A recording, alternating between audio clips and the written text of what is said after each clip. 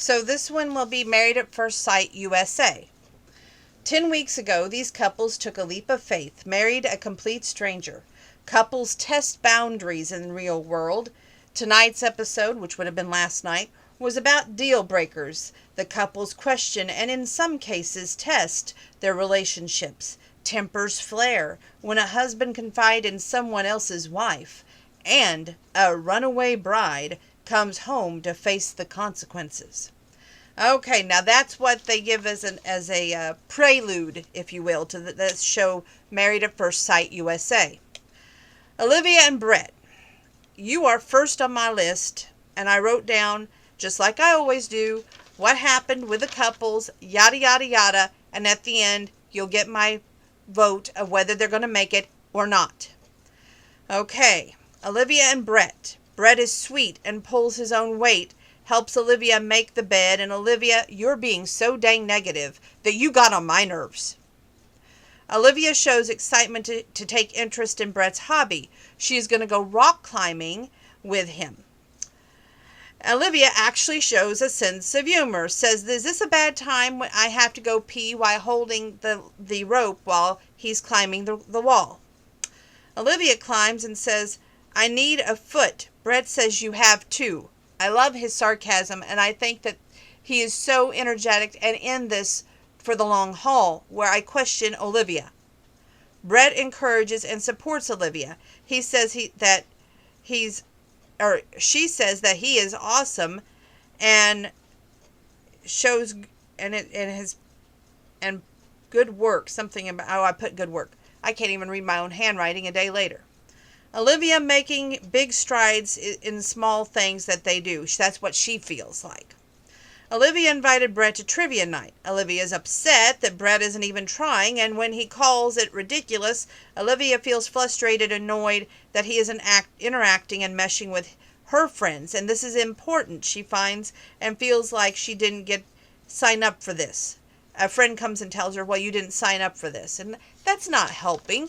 How is that helping? It's not.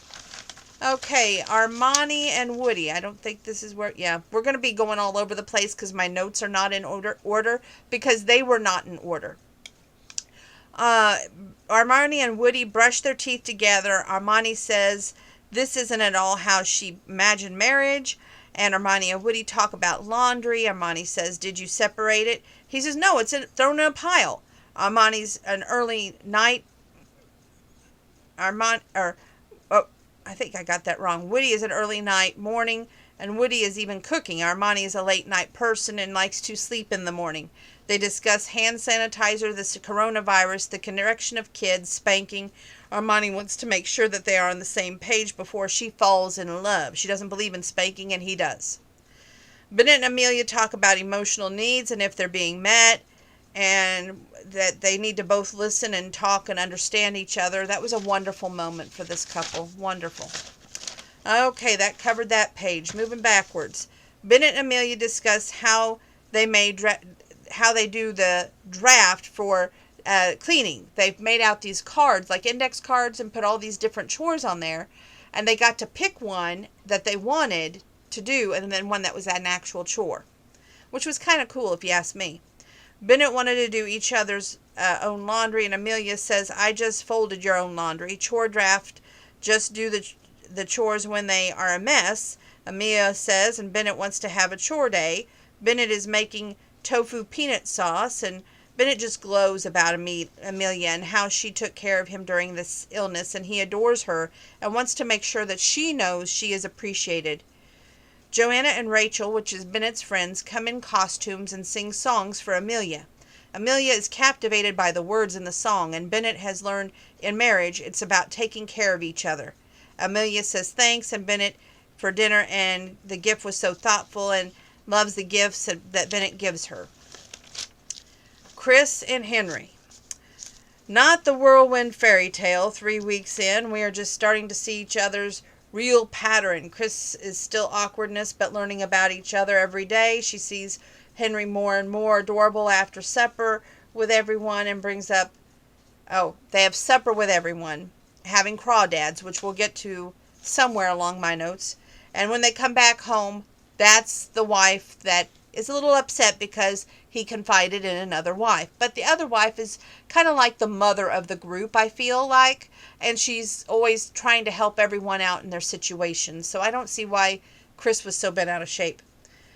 She brings up the talk with Armani, and Henry brought up that impatience was a deal breaker. In a group setting, or filtering out is just odd. In a group setting, Henry calls her sexy yet impatient. Christina shares that in her past, it screwed her over when a man would say she was impatient. Christina wants to know if he wants to be the guy, not wants to be there, not guy, but where are they heading? I have no idea what that phrase was. Sorry.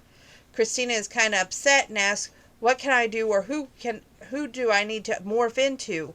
Do you even see a future with me?" Henry says that if he had to make a decision, if I had to make a decision right now, where did I write that?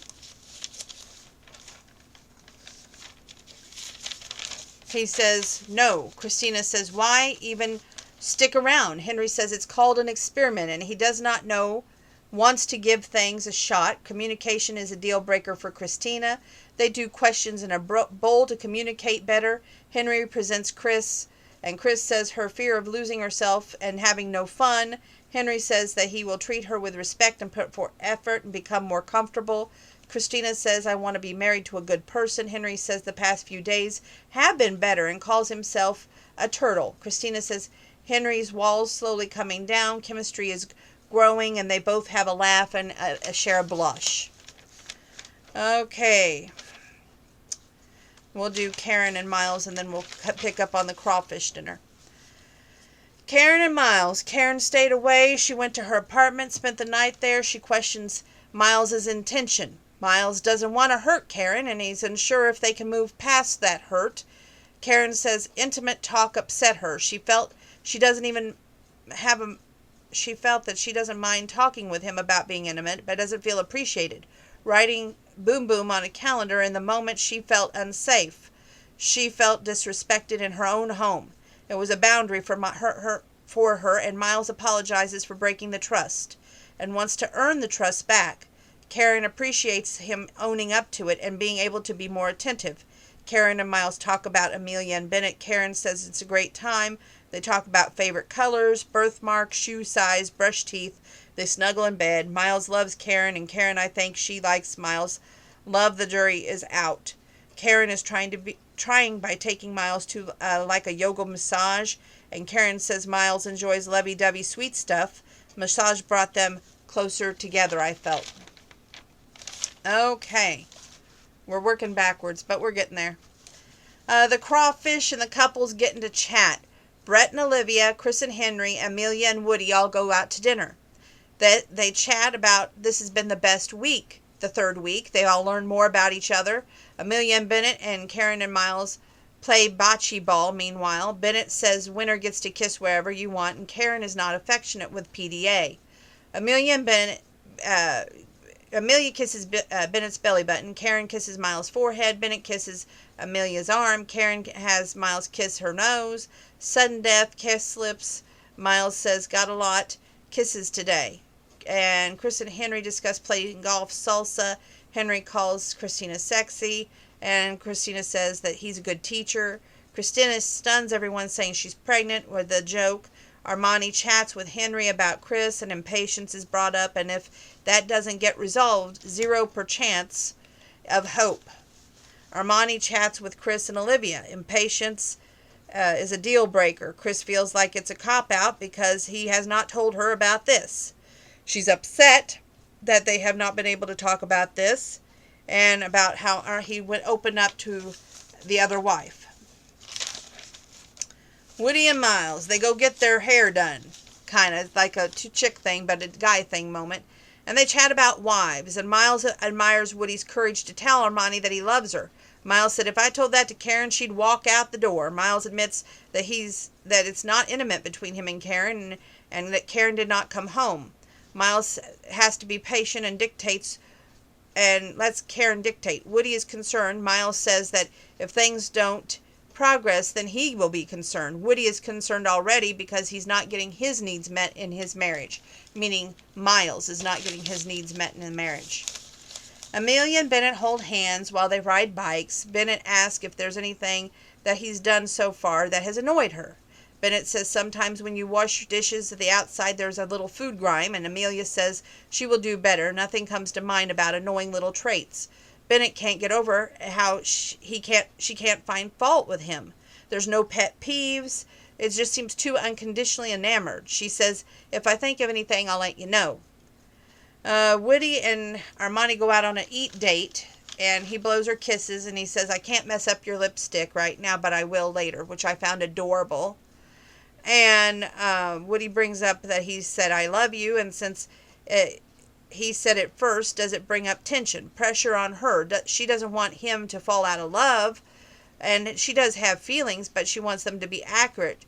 She says they are, to me, like they're kind of flirty, and eventually I do see these two making it. I think they both need to stop thinking so much, especially Armani.